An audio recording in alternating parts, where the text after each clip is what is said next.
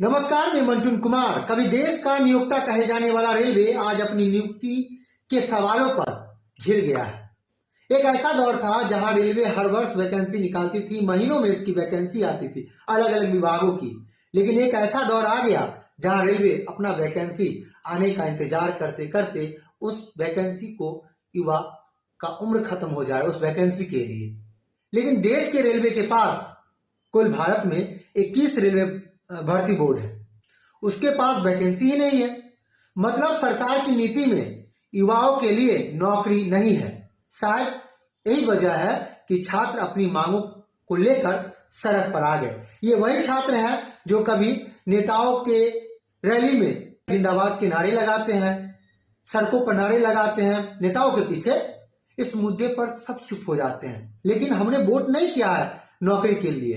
रोजगार जैसे मुद्दे तभी दिखाई देंगे जब आप उस मुद्दे पर वोट करते। ये तस्वीर नवादा की है, जहां रेलवे में छात्र नौकरी की बहाली के लिए रेलवे से मांग कर रहे हैं, बोर्ड से मांग कर रहे हैं। 6 वर्ष बाद रेलवे एएलपी की बहाली आई, लेकिन मात्र 5690 सीट ही निकाली है। इससे पहले 2019 में लोकसभा चुनाव था, उससे पहले बहाली आई थी अलग अलग विभागों में, रेलवे में ही। अन्य राज्यों में जाकर छात्र ट्रेनों से भर भर कर परीक्षा दिया, लेकिन अब तक उस नियुक्ति को लेकर रेलवे पूरी नियुक्ति नहीं करवा पाई। ठीक सेना में बहाली आया था, 1.5 लाख बहाली निकली थी, फिजिकल हो गया था, बच्चों पास कर गए थे, उसके पास नियुक्ति का लेटर आ गया था। लेकिन इसी बीच अग्निवीर योजना लाकर सरकार ने पटक दी और 1.5 लाख बच्चों को, जिसके घर मिठाई मर चुकी थी, उसके घर यह योजना मातम लेकर आ गई। उन बच्चों में से कितनों ने सुसाइड कर लिया।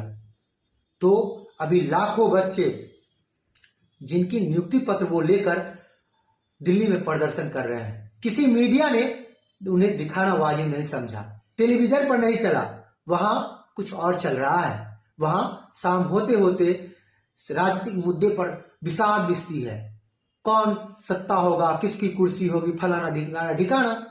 बिहार के चंपारण से पैदल यात्रा करके युवा अपनी मांग को हाथों में लिए दिल्ली पहुंच गया, जंतर मंतर पे गया। लेकिन राम नाम की धुनी में अयोध्या भक्ति के लिए जा रहे युवा को टेलीविजन पर दिखा रही थी, बतला रहा था ये युवा अयोध्या जा रहे हैं। लेकिन नौकरी के लिए जो युवा यहां से दिल्ली गया, उसको कोई दिखाया नहीं। फर्क किसे पड़ता है? युवा आंदोलन कर रहे हैं तो करें, सरकार की नीतियों पर आवाज नहीं उठना चाहिए। चलिए, एएलपी बहाली को लेकर छात्र आंदोलन तो कर रहे हैं, इन युवाओं को ठगा गया, ये सीधे शब्दों पे कहा जाए, कौन बताएगा? इनकी उम्र खत्म हो गया, कौन जवाब देगा? ये सीधे शब्दों में कहा जाए तो युवाओं से किए वादे, उनके सपने, उनकी जिंदगी कैसे खत्म करना है, उसे भली भांति आता है। जब 5690 बहाली को लेकर छात्र अभी आंदोलन कर रहे थे, उसी समय एक नोटिफिकेशन रेलवे में निकाला है, आज ही शायद नोटिफिकेशन आया है कि 9000 टेक्नीशियन की बहाली निकाली जाएगी, छात्र खुश हो जाएंगे। लेकिन क्या 2024 चुनाव में सरकारी भर्ती मुद्दा बन सकता है? रेलवे की भर्ती निकली है, सहायक लोको पायलट और इंजीनियरिंग से जुड़े नौकरियों के जब नौजवान परेशान हैं, और उस टेक्नीशियन की जो बहाली के लेकर नोटिफिकेशन है वो भी फिक्स नहीं है। 2024 को लेकर ज्यादातर जानकारों और गोदी मीडिया ने यह माहौल बना दिया है कि इस बार केवल आप वोट करेंगे तो समझ ही रहे हैं देश में कौन सी व्यवस्था हो चली है। अर्थव्यवस्था और नौकरी के मुद्दे पर बात कौन करेगा, कौन आपकी बातों को सुनेगा? आप युवाओं के लिए दुख तो होता है, हमें भी होता है, हम भी युवा है, लेकिन कर भी क्या सकते हैं? खासकर इसमें गरीब तबके के लोग आते हैं, जो सुबह उठकर सेना बहाली के लिए दौड़ लगाता है। अब वो दौड़ खत्म हो गया, नहीं दिखेगा बच्चे।